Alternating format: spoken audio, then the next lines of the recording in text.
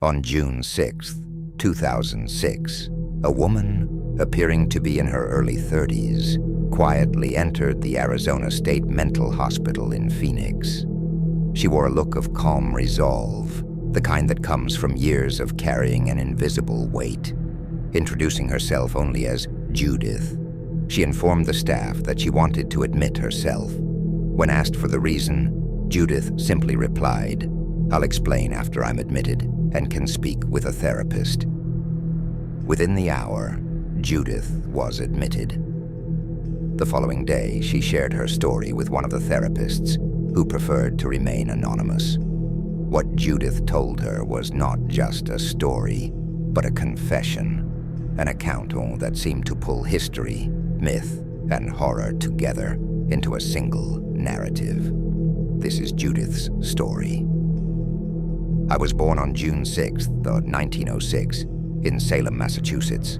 She began, her voice hauntingly calm. I grew up in a wealthy family. Life was charmed, secure. But all that changed in 1929. Judith's eyes clouded over, as if she could still see that night vividly in her mind.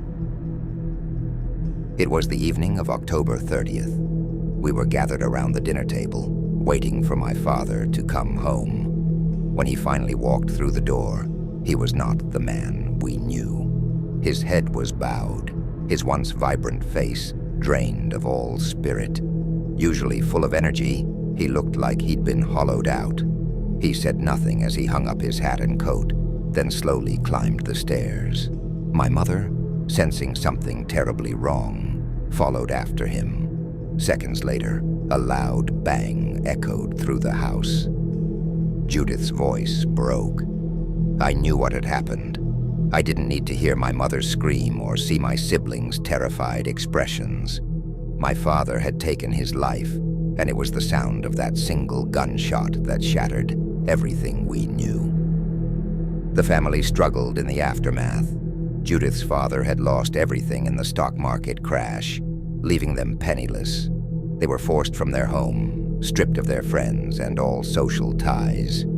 Eventually, they left the bitter cold of Massachusetts, journeying south to warmer climates. We ended up in Birmingham, Alabama, living in an abandoned building on the edge of town.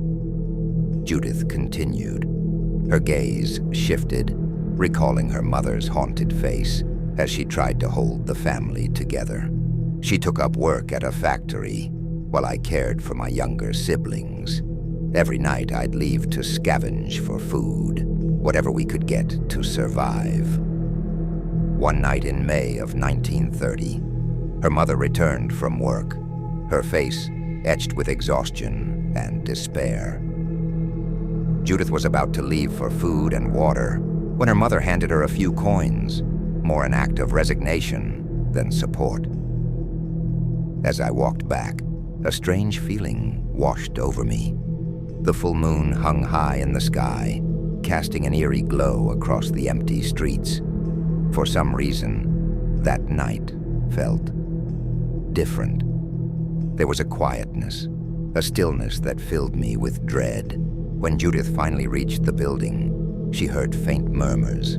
She assumed it was her siblings quarreling. But as she climbed the stairs, the faint sounds transformed into something darker, something unnatural. And then as she approached their room, she heard the unmistakable bone-chilling shrieks of her family. Her candle flickered as she entered the room, revealing a nightmare beyond her comprehension. A monstrous beast, dark and hulking, loomed in the shadows. The candle fell from her hands as something slammed her against the wall, knocking her unconscious. In her dreams, Judith found herself transformed, hunting a young couple through the streets. As she was about to pounce, she awoke, gasping in terror. When I opened my eyes, my family was gone. There was no sign of them, only blood everywhere. My clothes were shredded and covered in dried blood, yet I was unharmed. I sat there, paralyzed by the horror of what had happened. Fearing that authorities would blame her, she fled Birmingham, eventually finding passage on a cargo ship to Europe.